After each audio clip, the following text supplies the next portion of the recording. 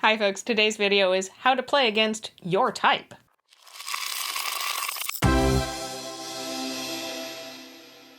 I'm sure a lot of us find ourselves getting drawn to the same types of characters, whether it's the same class or archetype or similar personalities. But sometimes you want to branch out and try something new, and there can be lots of different reasons for wanting to do this. It could be wanting to expand your own roleplay ability. It could be wanting to try out and experiment with your own personality and maybe play something completely different from yourself. It can also just be because you're bored playing the same types of characters. But oftentimes it can be difficult to figure out how to play a character that is very different than the typical type that you tend to go to, or that is very different from your own. So here are some tips, and a lot of these tips I also will say are somewhat similar to the introverts guide to roleplay that I did. You can go check out that video. But these are more specifically geared towards playing against a specific type. My first bit of advice is to come up with a set of guidelines for how your character will act. Now, some of these things can be stuff that comes up in creation, like with bonds and flaws. I also will just give myself a, quick guideline of, this is a character that is always the first to act, or this is a character that likes to stay in the shadows and observe everything and will only speak up when called upon. Or it can be, this is a character that can't hold their tongue and is always going to share their opinion. Whatever guidelines you come up with, I like to write these down and keep them short, like a single sentence, if that. And then reference this especially early on as you're making decisions on what is your character going to do.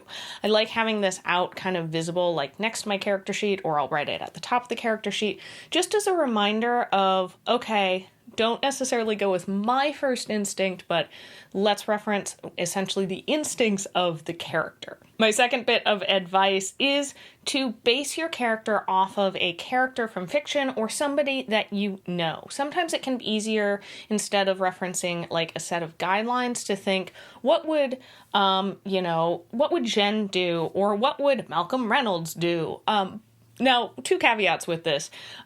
Find ways to make it your own, so you aren't just playing like Malcolm Reynolds in a fantasy setting.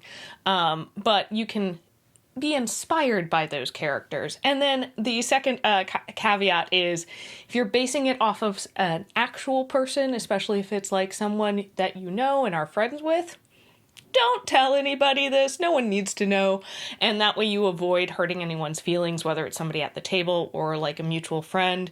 If they don't see themselves the way that you see them, you're just going to avoid any hurt feelings. My third bit of advice is, let the table know, especially the game master. Let them know, I'm playing a new character, a new class to me, or I'm trying to play a personality that is very different than anything I've ever played before. Especially letting the game master know this, they can do things to kind of make sure to give your character those opportunities to shine in whether it's the new class or a personality thing. Obviously not completely taking over the campaign, but they are aware, so they can kind of help you out a little bit. And then also, if you bring this up with the table, then other players might find ways to help engage your character in the ways that your character is strong in. Engage your character's strengths. That's what I meant to say. Pulling your character in if you're trying to play a much more charismatic character, suggesting, hey, why don't you come along with me while we go and negotiate? If you're trying to play a character that is the first into battle, that is really brave. It can be maybe pushing that character into you're the one who goes into the room first. Finding ways that you as the table can help each other out to play the characters you want to play. So what if you're playing a character with a skill set that you don't have? Now, if you're playing a character that has physical abilities that you don't have, this is a lot easier because you can just describe what you're doing and roll if you need to, or just, be like, yeah, my monk has a super high dex, so them jumping, running and kind of parkouring around seems like something they should be able to do. And the game master is like, yeah, just roll dexterity, an acrobatics check, and just don't fail. But some of the more social skills or intelligence-based skills can be a little bit more difficult to play if you don't share those skills. So if you're playing if you're wanting to play a type that is much more charismatic or much better at talking to people than you are, I think approaching it in a kind of show don't tell approach might be helpful. Instead of role-playing exactly what your character says, you can describe how they approach the situation. Like, okay, I'm trying to persuade the shopkeep to give me a discount. Say, I notice they're from this region, and I drop in a colloquialism from that region to let them know, like, hey, we're kind of buddies, we're from the same place. You don't have to necessarily know all the phrasings or get all of those phrasings right, but describing it a little bit more might allow you to kind of transition into playing that type a little bit more easily. And this also goes for intelligence, based things. You can, instead of being able to list the monster's stats, you can say, oh, I recognize from the shape of that creature where it's from, and I tell the party, watch out for the dangers that this monster can pose.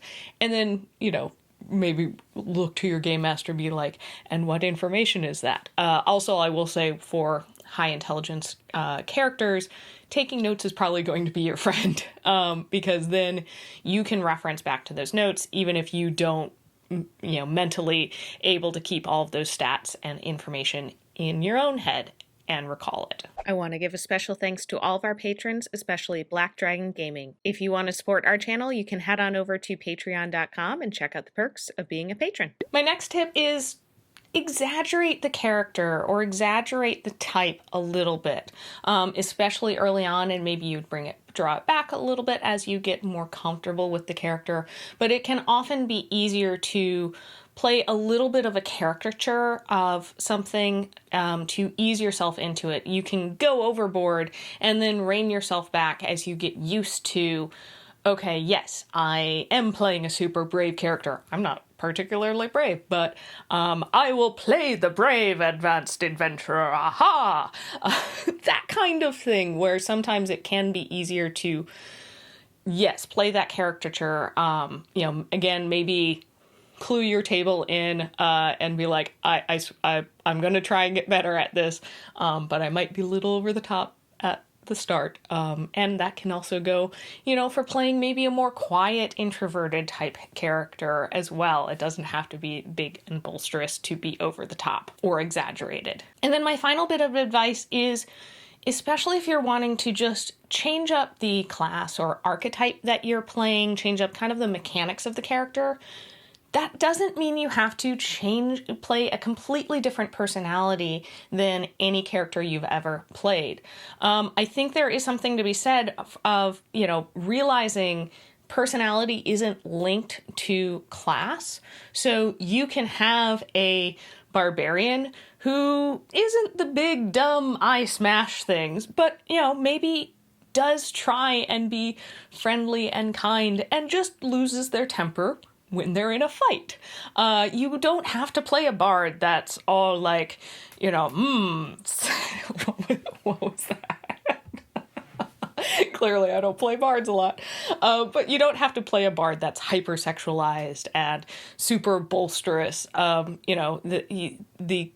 The personality isn't linked to the class. So if you're wanting to change up the type of character you're playing just because you want to try a different mechanic, you can keep a similar personality that you're a little bit more comfortable playing, and then you're not completely throwing yourself into a new situation. You can just focus on learning the new mechanics. So what about you? Do you have any advice for playing against your type? Have you had experience with this where you have played a character that is very, very different from you or very different from any other character that you've played. I'd love to hear how it went for you down in the comments below. And feel free to let us know any topics you would love us to cover. This topic actually got suggested by one of our patrons, Joshua. Thanks, Josh. I hope this helps you out. If you want to see us address any video topics, feel free to let us know either in the comments or on Twitter, any of the places where we are, and we will try and cover them for you. All right, I hope you enjoyed this video. If you did, don't forget to like and subscribe, and we'll see you next time on Roll for Initiative.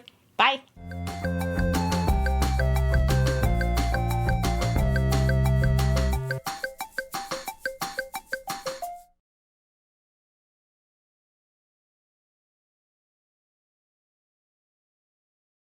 My second bit of